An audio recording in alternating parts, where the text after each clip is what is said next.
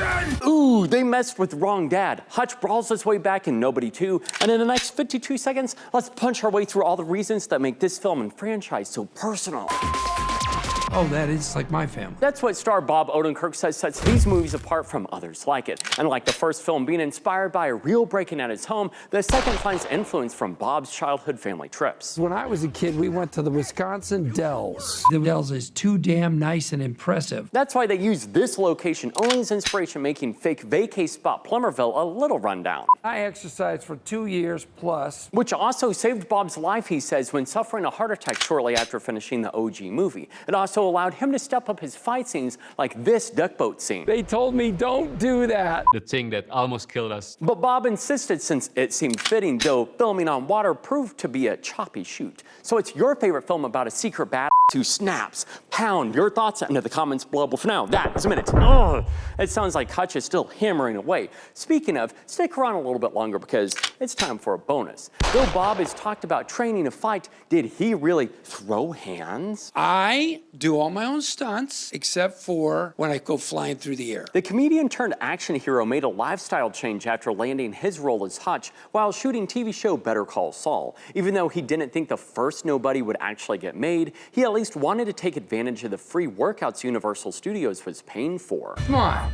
That's not hard. While humor still seeps into the story and characters, Odenkirk discovered he not only liked the exercise, but was pretty decent at it. If we see Bob can do it, Bob wanting to go multiple takes for it, we have to pretend that we are tough enough to keep up with Bob. And that's exactly what the director of Nobody 2 was mostly surprised by when working with the award-winning comic. Because no matter how intense the scene, Bob would often be pushing the crew to continue. I can do another one. Indonesian filmmaker Timo Tjahjanto couldn't believe Bob's stamina during the intense action scenes, and was shocked how well he kept pummeling through multiple bone-crunching moments at a time. Where he's going to be punching, kicking, and then the head-butting, and then he's going to be grabbing the duck head. Bob is really good at memorizing all that stuff. Someone who's felt like he's been missing out on the action literally is Conan O'Brien. Though he's enjoyed seeing his longtime friend expanding his wings in this way, he jokes, kinda, that Bob broke a promise when Conan originally asked him to include him when they made the Nobody sequel. You went, yeah. I'm not in it! I just want to be beaten. I want someone to beat the shit out of me. Well, we'll do one. Gags aside, on his podcast, the former late-night host praised Odenkirk for not only trying action, but succeeding in the genre, though they questioned how did Nobody work when other films like it didn't. Bob points to appealing to the everyday guy. They related to the tensions of being a dad and being a family man. Plus, it's speaking to a more primal part of the human brain, which makes us want to protect the ones we love,